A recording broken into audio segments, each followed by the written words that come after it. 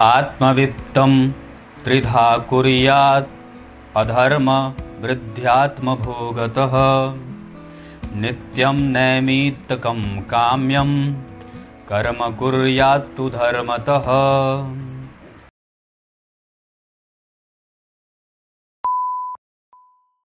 प्रिय दर्शकों नमस्कार, एक बार फिर से उपस्थित हूं आप सबके सामने गुरुवार के कार्यक्रम में। मैंने पीछे कार्यक्रम बनाया था गुरु से शनि का संबंध, गुरु से सूर्य का संबंध, और आज बारी गुरु से चंद्र का संबंध। आपकी कुंडली में कैसे बैठे हैं ये दोनों, इसी पे कार्यक्रम केंद्रित होगा। जय श्री कृष्ण अवश्य लिखा करिए, शेयर भी किया करिए, क्योंकि आप लोग नहीं करेंगे शेयर तो फिर कार्यक्रम फैलेगा कैसे। शुरू करते हैं आज का कार्यक्रम। कार्यक्रम के आरंभ में जो मैंने श्लोक पढ़ा है वो शिव पुराण का है, जिसमें वेदव्यास भगवान ने बात लिखी कि किसी भी प्रकार के धन का 3 भाग आवश्यक रूप से करना चाहिए। ऐसे तो 5 भाग हैं, विज्ञातार्थ विभाग वित्त, है ना। मैंने बहुत बार कार्यक्रम में बात कही है, न्यायोपार्जित वित्तस्य दशमांशेन धीमता संकल्पे विनियोगश्च इश प्रत्यर्थ में वचा। पर यहां जो मूल श्लोक की बात है, इसमें कमाए हुए धन का पहला हिस्सा धर्म में लगना चाहिए, दूसरा हिस्सा उसकी वृद्धि कैसे हो, जिस काम से धन कमा रहे हैं उसमें लगाना चाहिए, और तीसरा हिस्सा अपने सुख और उपभोग पर लगाना चाहिए। बस यही है। वैसे धन का विभाग जब संपूर्णतया नहीं होता है तो व्यक्ति प्रत्येक दिन धन की कमी को जूझता हुआ और उस परेशानी से अपने आप को मुक्त नहीं कर पाता है। उसके सामने सदैव धन की चिंता व्याप्त रहती है। अगर चाहते हैं कि धन की समस्या कभी ना हो तो दान खुल करके करिए। मंदिरों में, अपने मठों में, अपने गुरुजनों को, अपने पुरोहितों को, ब्राह्मणों को, वेद पढ़ने वाले ब्राह्मण को, गौशालाओं में, अपने धर्माचरण धर्म तीर्थ क्षेत्र पे जाकर के खूब दान करिए। इससे धन का शुद्धिकरण होता है। आइए अब विषय पे लेके आता हूं। चंद्रमा से गुरु दूसरे, गुरु से चंद्रमा 12वें, चंद्रमा से गुरु तीसरे, गुरु से चंद्रमा 11वें, चंद्रमा से गुरु चौथे, चंद्रमा से गुरु से चंद्रमा 10वें, चंद्रमा से गुरु 5वें, गुरु से चंद्रमा 9वें, चंद्रमा से गुरु 6वें, गुरु से चंद्रमा 8वें, चंद्रमा से गुरु 7वें, गुरु से चंद्रमा 7वें, चंद्रमा से गुरु 8वें, गुरु से चंद्रमा 6वें, चंद्रमा से गुरु 9वें, गुरु से चंद्रमा 5वें, चंद्रमा से गुरु 10वें, गुरु से चंद्रमा 4थे, चंद्रमा से गुरु 11वें, गुरु से चंद्रमा 3रे, चंद्रमा से गुरु 12वें गुरु से चंद्रमा 2रे। इसका प्रतिफल प्रत्येक व्यक्ति की कुंडली में ये कोई ना कोई योग होगा, या तो फिर ये एक साथ कहीं एक किसी भाव में होंगे। ऐसे मैंने लग्न में बनाया है, पर इसका अर्थ ये नहीं है कि मैं ये लग्न का फल बता रहा हूं। ये युति किसी भी भाव में होगी तो कैसा फल करेगी, और ये युति किसी भी भाव में होकर के, या फिर अगर ये ग्रह ऐसे इन भावों में बैठे हैं तो कैसा फल करेंगे। शुरू करते हैं आज का कार्यक्रम। आरंभ में श्लोक का अर्थ बता दिया है, मूल विषय पे आते हैं। शास्त्रकार लिखते हैं कि गुरु और चंद्रमा जब इसमें से ये युति इस बात पे अपना पूरा फल देती है, पूरा परिणाम देती है कि चंद्रमा कैसे हैं, क्योंकि महत्वपूर्ण जितने ग्रह हैं उसमें सबसे सर्वाधिक श्रेष्ठ और महत्वपूर्ण चंद्रमा पे ही बात टिक जाती है, क्योंकि चंद्रमा ही दिन के, तिथि के, वार के, नक्षत्र के अधिपति हैं। वो मजबूत हैं तो कुंडली के सारे ग्रह मजबूत हैं। कुंडली के जितने भी ग्रह हैं वो फल करने से पहले चंद्रमा का मुंह ताकते हैं। अगर चंद्रमा के पास पक्ष का बल है तो बहुत अच्छे हैं। तो शुक्ल पक्ष के अष्टमी तिथि से लेकर के कृष्ण पक्ष की सप्तमी तिथि तक के चंद्रमा शुभग्रह होते हैं। इसमें वो कभी पूर्ण बली होते हैं, कभी क्षण बली होते हैं, वो एक अलग बात है, वो मैंने बहुत पहले कार्यक्रम में बताया है, पर उस पर अभी नहीं जाऊंगा, नहीं तो कार्यक्रम डिरेल हो जाएगा। तो शुक्ल पक्ष के यहां तक। उसके बाद अगर इस चंद्रमा में व्यक्ति का जन्म होता है और गुरु के साथ उसके चंद्रमा युति में है किसी भी भाव में, तो ये विलक्षण होता है और इसके संपूर्ण परिणाम जातक के जीवन में देखने को मिलते हैं। धन, धान्य, सुख, सौख्य, संतान, चल अचल संपत्ति, बुद्धिमानी, यशस्विता, सुख, मतलब सारी चीजें, धन मान पद प्रतिष्ठा आदि। लेकिन अगर चंद्रमा कृष्ण पक्ष के नवमी तिथि या कृष्ण पक्ष के अष्टमी तिथि से ही जोड़ सकते हैं। तो कृष्ण पक्ष के अष्टमी तिथि से लेकर के और शुक्ल पक्ष के सप्तमी तिथि तक के चंद्रमा हैं आपकी कुंडली में, मतलब इसमें जन्म हुआ है, तो ये क्षण चंद्र कहे जाते हैं और यहाँ के चंद्रमा पापक होते हैं। और अगर ये चंद्रमा की युति इस तिथि में जन्म हुआ और चंद्रमा और गुरु एक साथ किसी एक भाव में बैठे हैं, तो ये युति जो होगी वो व्यक्ति के जीवन को सामान्यतया सामान्य सुख देने वाली होगी, या ये कह सकते हैं कि इसके सामान्य परिणाम देखने को मिलते हैं। अगर चंद्रमा शुभग हैं और गुरु के साथ युति में बैठे हैं तो ये अच्छा है। लेकिन अगर चंद्रमा पापक हैं, घट रहे हैं, पक्ष बल से कमजोर हो रहे हैं, पापक हो रहे हैं, ये सब सारी बातें एक ही हैं, तो ये चंद्रमा कमजोर होते हैं और फिर ये युति भी उस जातक के जीवन को परेशान करती है, या ये कह सकते हैं कि युति होने के बाद भी उसका संपूर्ण फल प्राप्त नहीं होता है। ये एक फेज यहां तक खत्म हो गया। अब दूसरे में आते हैं कि दोनों का संबंध कैसा है। तो चंद्रमा से गुरु अगर दूसरे भाव में बैठे हैं तो ये सामान्यतया सामान्य परिणाम देते हैं। यहां व्यक्ति जुझारू होता है, साहसी होता है, दार्शनिक होता है और उतनी ज्यादा महत्वाकांक्षी उसमें नहीं होती, महत्वाकांक्षा उतना नहीं होता।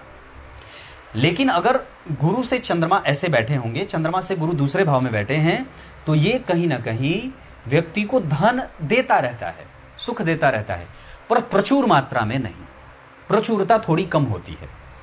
अगर चंद्रमा से तीसरे घर में गुरु बैठे हैं तो ये भी उतना ज्यादा बढ़िया नहीं होता, मतलब फिर यहाँ आपको थोड़ी रस करनी पड़ती है, थोड़ा भागना पड़ता है, थोड़ा दौड़ना पड़ता है, थोड़ा चलना पड़ता है, और तब जाकर के आपको कोई चीज प्राप्त होती है। चंद्रमा से तीसरे घर में गुरु इतना बढ़िया ये इस मामले में हो जाते हैं कि व्यक्ति कैपेसिटी वाला होता है, वो सकारात्मक विचारों वाला होता है, ऑप्टिमिस्टिक प्रवृत्ति उसकी खत्म नहीं होती है, वो बुरा नहीं होता, वो किसी का बुरा नहीं करना चाहता है, धर्माचरण करना, बड़ों का आदर करना, सिद्धांत का पालन करना, किसी का नुकसान नहीं करना, स्वयं का नुकसान सह ले, किसी दूसरे का न होने दे, ऐसी प्रवृत्ति होती है। मतलब धन नहीं है पर कोई बात नहीं है, कुछ चीजें हैं जो सामने वाले में नहीं है। जैसे अगर वो कमजोर है तो सिद्धांतों का पालन करने वाला है, अगर वो धनवान है तो सिद्धांत को पालने वाला नहीं है। आप समझ रहे होंगे मैं जो कह रहा हूं। तो कुछ ऐसे परिणाम चंद्रमा से तीसरे घर के गुरु का होता है। चंद्रमा से चौथे घर के गुरु ये गजकेशरी बनाते हैं और कई बार कुछ मामलों में इसके सामान्य शुभ परिणाम भी देखने को मिल जाते हैं। जैसे अगर ये दोनों एक दूसरे से केंद्र में हैं पर केंद्र में नहीं है, गुरु यहां बैठे हैं और चंद्रमा यहां बैठ गए, चंद्रमा यहां बैठे हैं, गुरु यहां बैठ गए, चंद्रमा यहां बैठे हैं, गुरु यहां बैठ गए, मतलब केंद्र में ये नहीं है। जैसे यहां चंद्रमा और गुरु दोनों केंद्र में हैं, पर ये केंद्र से बाहर अगर हों और दोनों एक दूसरे से चौथे दसवें हों, आप लोग समझ गए होंगे, तो ये सामान्य हो जाता है। लेकिन अगर ये दोनों केंद्र में ही एक दूसरे से चौथे दसवें हों तो ये विलक्षण हो जाता है। अब समझ रहे होंगे कि भाई केंद्र में ही दोनों शुभग्रह बैठ गए तो इससे तो बढ़िया कोई बात होगी ही नहीं। ऊपर से वो चंद्रमा शुभग्रह भी बन जाते हों, जैसे कि मैंने पक्ष बल वाली बात आरंभ में बताई थी। तो अगर ये दोनों पक्ष के बल से चंद्रमा बलवान है और दोनों केंद्र में हैं तो व्यक्ति को हर प्रकार का सुख दे देते हैं।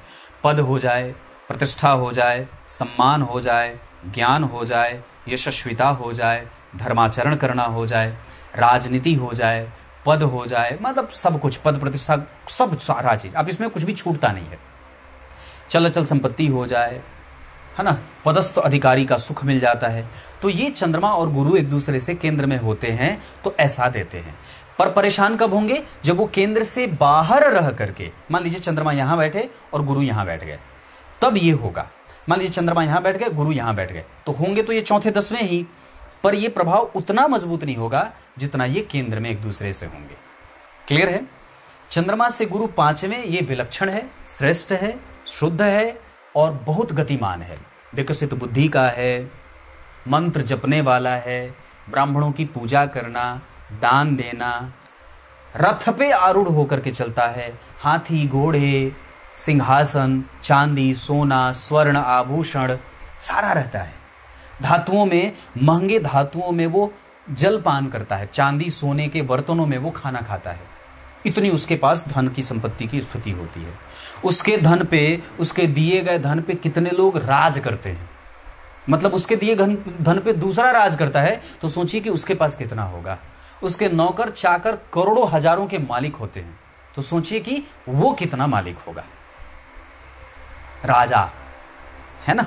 ऐसा चंद्रमा से गुरु छठवें, ये व्यक्ति को दूसरों के लिए काम करने वाला बना देते हैं। ये व्यक्ति फिर अपने ही सुखों को दूसरों के हाथ में रख देने वाला, या अपनी ही बुद्धि को दूसरों के हाथ में रख देने वाला, अपने ही गुण ज्ञान को किसी दूसरे के हाथ में दे देने वाला, नौकरी करने वाला होता है। ये सारे गुण नौकरी करने वालों में दिख जाते हैं। तो चंद्रमा से छठवें अगर गुरु हैं तो ये व्यक्ति को नौकरी करने वाला बना देते हैं। यहां उसकी प्रतिष्ठा अच्छी होती है, पद अच्छा होता है, ऊपरी आमदनी अच्छी होती है, सरकारी संपत्ति का सुख भोगता है, श्रेष्ठ लोगों का आचरण स्वीकार करने वाला होता है, समझौतावादी प्रवृत्ति हो जाती है, थोड़ा दब्बू भी हो जाता है, सिद्धांतों का पालन उससे हो नहीं पाता है, धर्म का पालन उतना नहीं हो पाता, भाग्य में संघर्ष भी कई बार हो जाता है, उसका क्रेडिट किसी दूसरे को मिल जाता है, और वो बैक ऑफिस में काम करने वाला रहता है। ये चंद्रमा से छठवें भाव के गुरु कराते हैं। स्वास्थ्य में भी परेशानी देते हैं, है ना। और चंद्रमा से सातवें का ये प्रतियोग, ये कई बार व्यक्ति को एक तरफा विचार करने वाला बना देते हैं। अब व्यक्ति जो है वो कई बार कठोर हो जाए, कड़वा बोल दे, जिद्दी हो जाए, हठी हो जाए, गुस्सैल हो जाए, या कई बार सत्य बोल करके दुश्मन बना ले, कड़वा बोलने वाला, संपत्ति की सुरक्षा करने में कई बार वो बहुत ही सामान्य रह जाता है, वो उतना ज़्यादा उस पर ध्यान नहीं देता। ऐसा भी होता है। मतलब अगर मान लीजिए चंद्रमा यहाँ बैठ गए और इसके ठीक सामने गुरु यहाँ बैठ गए, चंद्रमा यहाँ बैठे हैं, गुरु ठीक बैठ गए, चंद्रमा यहाँ बैठ गए, गुरु यहाँ बैठ गए, चंद्रमा यहाँ बैठ गए, गुरु यहाँ बैठ गए, तो ये प्रतियोग हो गया, एकदम बिल्कुल आमने सामने। तो कुछ घर्षण भी होगा, लेकिन फिर भी व्यक्ति अपने धर्म को त्यागने वाला नहीं होता। किसी भी तरीके से वो नहीं चाहता है कि उससे कोई पाप हो जाए। ऐसे जो विचार वाले लोग होते हैं वो ऐसे ही चंद्रमा और गुरु को लेकर के बैठे होते हैं। उनमें थोड़ा धर्म भी है, थोड़ा सामाजिकता भी है, थोड़ा अधर्म भी है, थोड़ा धर्म भी है, थोड़ा बुद्धि भी है, थोड़ा ज्ञान भी है, थोड़ा त्याग भी है, थोड़ा संस्कार भी बचा हुआ है। तो ये एक सामान्य संबंध होता है। चंद्रमा से गुरु आठवें ठीक नहीं होते, ये कष्ट देते हैं। स्वास्थ्य का, आयु का, विलक्षणता का, प्रभाव का, पद का, प्रतिष्ठा का, ज्ञान का, सुख का विलंब हो जाए, मतलब ये अब ये दोयम दर्जे की स्थिति बन जाती है। जिद्दी हो जाए, अपने बारे में विचार न करे, दूसरे के बारे में सोच करके अपना धन हानि करता रहे, अपने धन को किसी दूसरे के यहाँ हवाले कर दे, अपने आप को नौकरी में ही रखता रहे, नुक्ताचीनी करता रहे, चापलूसी करता रहे, अखंड सौभाग्य वाली स्त्री का सुख छोड़ करके किसी दूसरे वेश्या के पास गमन कर जाए, है ना। तो इस तरीके की प्रवृत्ति चंद्रमा से गुरु आठवें, ये प्रवृत्ति को भी कमजोर कर देते हैं। लालच, जिद, क्रोध, कुंठा, अकर्मण्यता, कुछ भी हो सकता है। अब इसको मतलब अब आपको उस पे अपने आप के ऊपर काम करना है, और धन जो है वो आपका किसी दूसरे के तिजोरी में रखा है। अब आपको उससे ही धन को प्राप्त करने के लिए उससे जी हुजूरी करनी पड़ेगी। ऋण चुकाते चुकाते व्यक्ति का धन का दिवाला निकल जाए, ऋण ही चुकाता रह जाए, कर्ज में दबता रह जाए, कर्ज पीढ़ी दर पीढ़ी जो है वो चलता रहे। पिता बड़े अच्छे थे पर उसका कर्ज उसका बेटा चुका रहा है, बेटे का कर्ज उसका बेटा चुका रहा है। तो ये ऋणानुबंधन में व्यक्ति को बांधते रहते हैं। एक स्वास्थ्य में समस्या पिछले पीढ़ी में हुई थी, वो अभी तक पीछा नहीं छोड़ रही है। चर्म रोग हो जाए, रक्त का रोग हो जाए, हड्डियों का रोग हो जाए, बवासीर हो जाए, इस तरीके का, मतलब ये जो बीमारी है वो लगातार वंशानुगत चलती रहती है। तो ये चंद्रमा और गुरु के आठवें छठवें का संबंध होता है। समझ रहे होंगे आप लोग। चंद्रमा से नवें, वापस विलक्षणता आ गई, वापस धर्म आ गया, वापस संस्कार आ गए, वापस सम्मान आ गया, चीजें जो भूल रहे थे वो वापस से मिल जा रही हैं। एक बार आपने धन का काफी नुकसान किया और गुरु में चंद्रमा का अंतर आया, काफी चीजें फिर से प्राप्त हो गई। वाहन, भूमि, भवन, नौकर, चाकर, आपके पिता ने सब खोया था, वो आपकी कुंडली में बनी है, आप उसको प्राप्त कर लिए। आपकी कुंडली में चंद्रमा से गुरु आठवें थे, छठवें थे, आपके बच्चे की कुंडली में चंद्रमा से गुरु नवें हैं, तो उसने सब कुछ प्राप्त कर लिया। जो आपने खोया था वो सारा चीज उसको मिल गया। तो ऐसा ये चंद्रमा और गुरु का संबंध होता है, बहुत ध्यान से समझने की आवश्यकता है। चंद्रमा से दसवें है तो अब ये व्यक्ति स्वार्थी भी है, समाज को लेकर के चलने वाला है, वो सिर्फ अपने ही परिवार को नहीं, समाज को भी देख रहा है। कुछ चीजें उसका जो नुकसान वो कर रहा है, उसमें वो इस वजह से नुकसान कर रहा है क्योंकि समाज में किरकिरी ना हो जाए। अब वो चूंकि 10वें का संबंध हो गया ना, तो चंद्रमा से 10वें घर में गुरु गए और गुरु से 4थे घर में चंद्रमा गए, तो अब वो अपने मानसिक सुख को ढूंढ रहा है, अपने मन को शांत करना चाहता है। वो समाज में नीचा नहीं देखना चाहता है। वो जिस सिंहासन पे है वहां उसको मेंटेन करके रखना चाहता है, बलिष्ठ होना चाहता है, पदस्थ होना चाहता है, पदाक्रांत नहीं होना चाहता।